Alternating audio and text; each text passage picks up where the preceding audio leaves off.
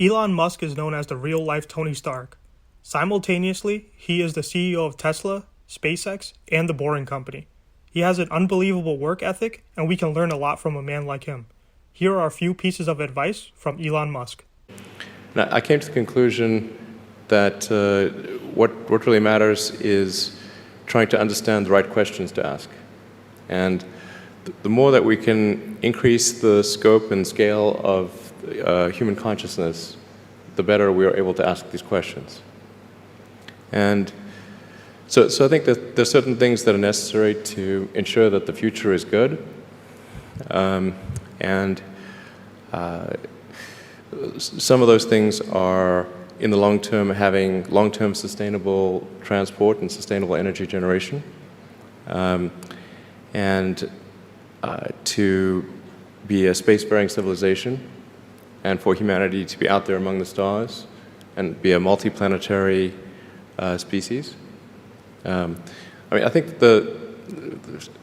being a multi-planet species and being out there among the stars is important for the long-term survival of humanity, and that's one reason, kind of like life insurance for life collectively, life as we know it.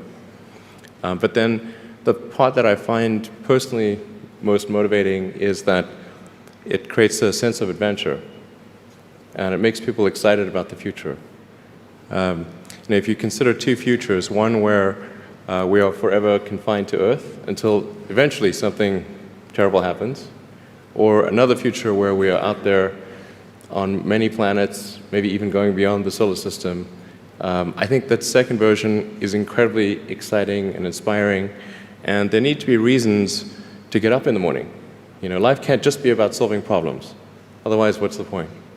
There's got to be things that people find inspiring and make life worth living.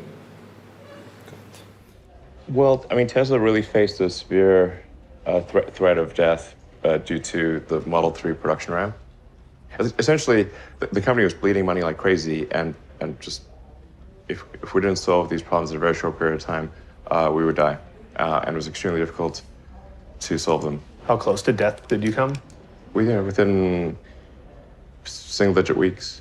22 hours a day, or how many I hours? was working, so 7 days a week, sleeping in the factory. I worked in the paint shop, general assembly, body shop. You ever worry about yourself imploding? Like it's just too much? Absolutely. No one should put this many hours into work. This is not good. And people should not work this hard. They should not do this. It's very painful. Painful in what sense? It hurts my brain and my heart.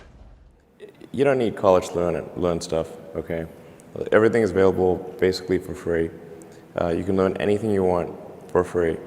It is not a question of learning.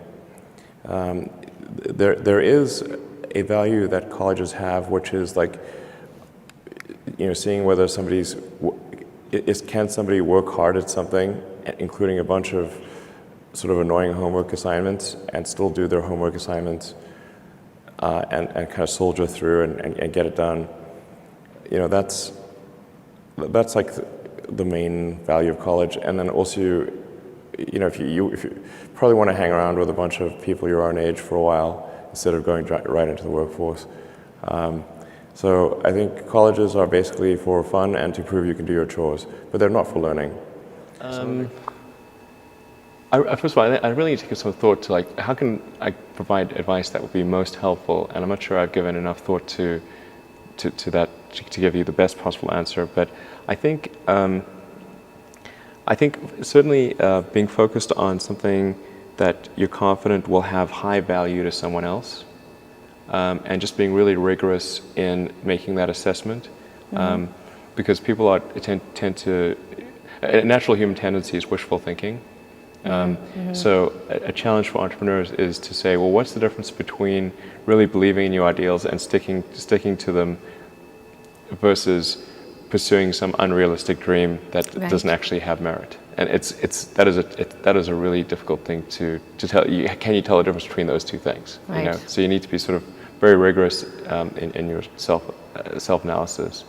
I think certainly extremely tenacious, and and then just work like hell. I mean, you just have to put in, 80 to 100 hour weeks every week. Gosh, And it's then a lot of work. all those things improve the odds of success. Okay. I mean, if other people are putting in 40-hour work weeks and you're putting in 100-hour work weeks, then even if you're doing the same thing, you know that in 1 year you will achieve what they achieve. You will achieve in 4 months what it takes them a year to achieve. How do you choose your team? Based on what? Well, I suppose honestly that it tends to be gut feel more than anything else. So when I interview somebody, my interview question is always the same. It's What do you just, ask? I said, tell me the story of your life, and the decisions that you made along the way and why you made them. And then, and also tell me about some of the most difficult problems you worked on and how you solved them. And that question, I think, is very important, because the people that really solved the problem, they know exactly how they solved it. They know the little details. And the people that pretended to solve the problem, they can maybe go one level and then they get stuck. And with that, we have reached the end of this video. Please consider liking the video, sharing it with a friend, subscribing for future content, and check out some of the other videos available on the channel. Thanks for watching, have a great day, and I'll see you in the next video.